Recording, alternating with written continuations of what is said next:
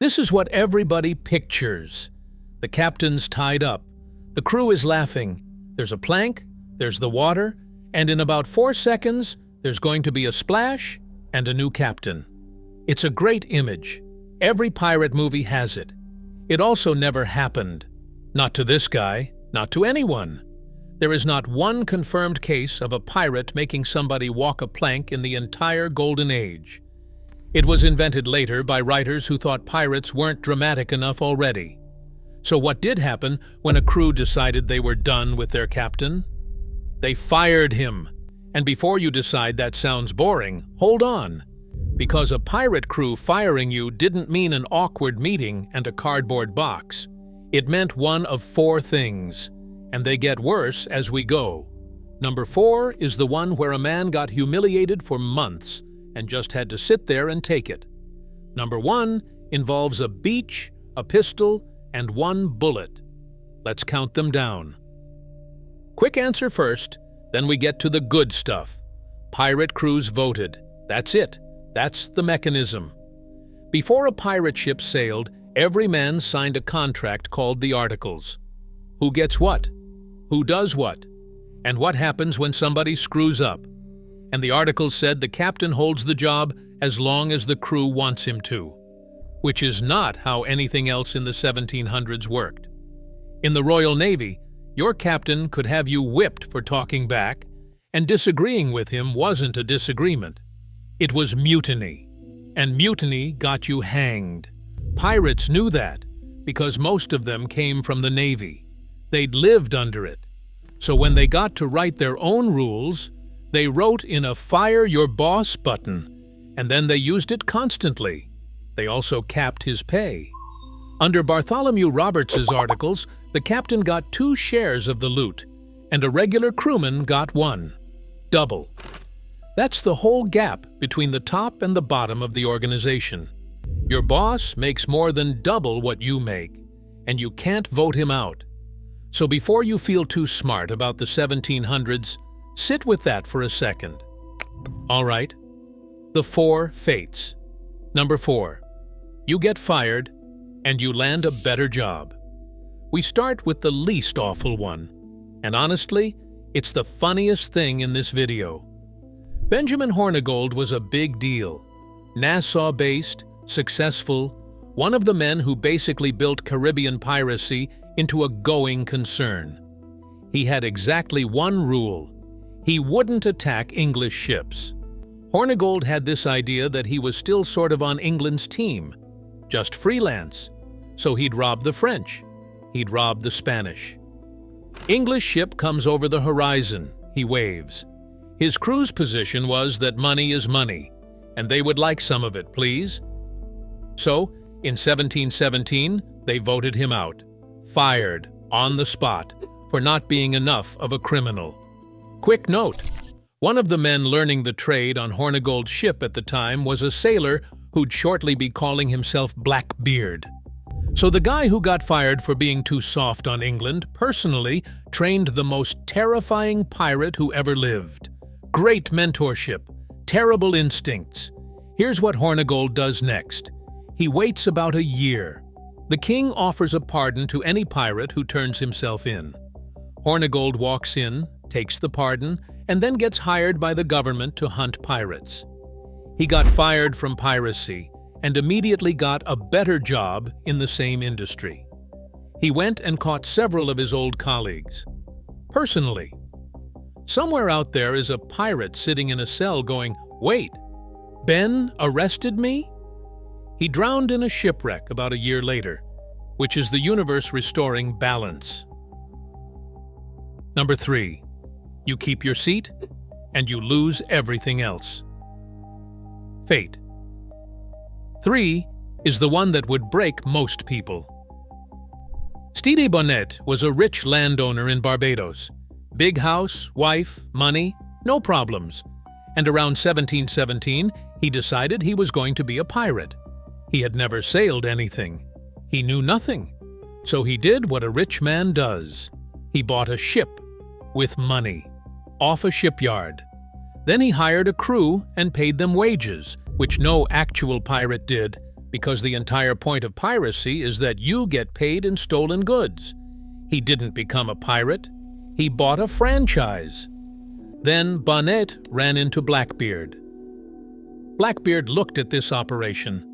A gentleman with no sailing ability, a crew on salary, and a nice ship. And he made a business decision. He installed one of his own men as captain of Bonnet's ship. But he didn't put Bonnet off. He let him stay aboard. So picture this. It's your ship. You paid for it. That's your crew. You're literally still paying them. And you have zero authority over any of it. You can't give an order. Nobody's asking your opinion. You just live there. According to the accounts, Bonnet spent those months wandering the deck in his dressing gown, reading books. He wasn't a prisoner. He was a house guest on his own boat.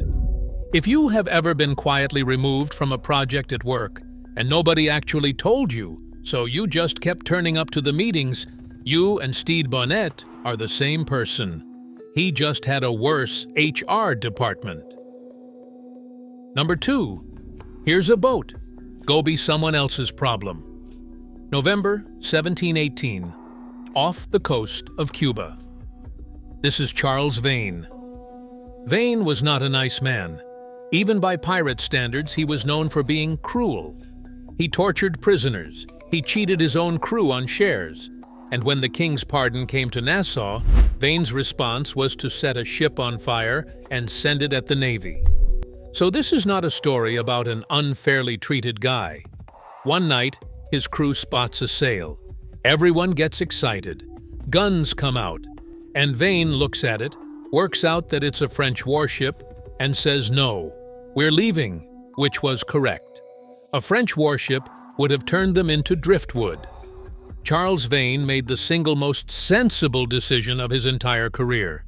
His crew wrote it in the log as cowardice and voted him out the next morning. Now watch what they did, because this is the part people never believe.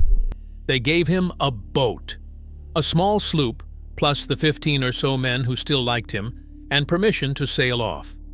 Then they elected a new captain, a man named Jack Rackham, better known as Calico Jack. Vane got fired, kept his life, kept a boat, and kept a small, loyal staff. That's not a mutiny, that's severance. And he went straight back to work. New ship, worse ship, same job. A guy opening a rival pizza place across the street out of pure spite. Remember him, though. Charles Vane is not finished in this video. Number 1. The beach. Marooning. Marooning is not dropped off on a tropical island. That's the cartoon. Real marooning meant a sandbar, a spit of land with no shade, no fresh water, and nothing living on it that might be underwater at high tide. And they left you with a pistol and a single shot. Everyone involved understood what the pistol was for. Around 1720, a captain named Edward England was operating in the Indian Ocean. His crew took a ship called the Cassandra after a savage fight, and they wanted to make an example of the captured captain, a man named McCrae. England said no. He let McCrae live. He let him keep a ship to get home in. His crew voted him out for it. Read that again. This man was removed from his job for being too merciful. Not too merciful to be a good pirate, too merciful to be a pirate at all. He failed the vibe check on a boat full of armed robbers. They marooned him on Mauritius. I have to flag something here. A lot of this comes from a book published in 1724 by a man calling himself Captain Charles Johnson. And Johnson mixed real history with things he clearly invented. So hold the details loosely. But according to that account, England refused to die on the sand. He and a couple of others built a boat out of scrap and sailed roughly 500 miles of open ocean to Madagascar, in something they assembled by hand, on a beach, with no tools worth mentioning.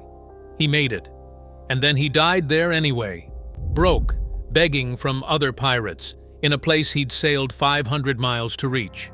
That's the ending. He won the impossible part and lost everything after it. So why bother with any of this? Why the votes and the boats and the paperwork? These were violent criminals. Why not just kill the man? Because the articles usually banned it. Killing your own crewmate was itself a punishable offense on most pirate ships, and for good reason. A crew that murders its own leadership is a crew that eats itself inside a month. And everybody on deck was doing the math. If the penalty for one bad call is death, then every future captain makes scared, useless decisions. Voting let them swap out leadership without anyone bleeding. Plus, today's voter is tomorrow's captain. Nobody wanted that precedent. Here's the thing, though. The vote saved these men.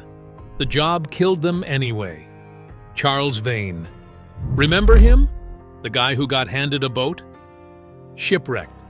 Captured. Hanged at Gallows Point, Jamaica, in 1721.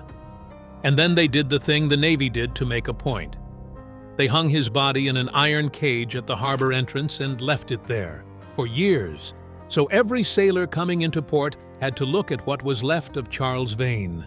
Stede Bonnet, the gentleman in the dressing gown, hanged in Charleston, December 1718. Jack Rackham, the man who replaced Vane, hanged in Jamaica in 1720, and his body went in a cage too. Edward England, dead broke in Madagascar.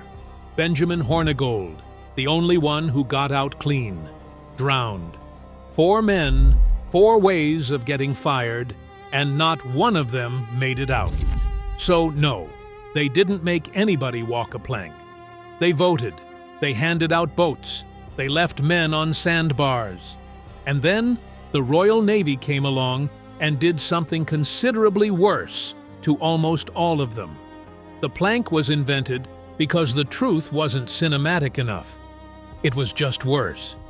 If you want to know how these crews actually wrote those rules, including the fact that pirate articles listed cash payouts for losing an arm or a leg, about 200 years before anyone invented workers' compensation, that one's right here. Thanks for watching.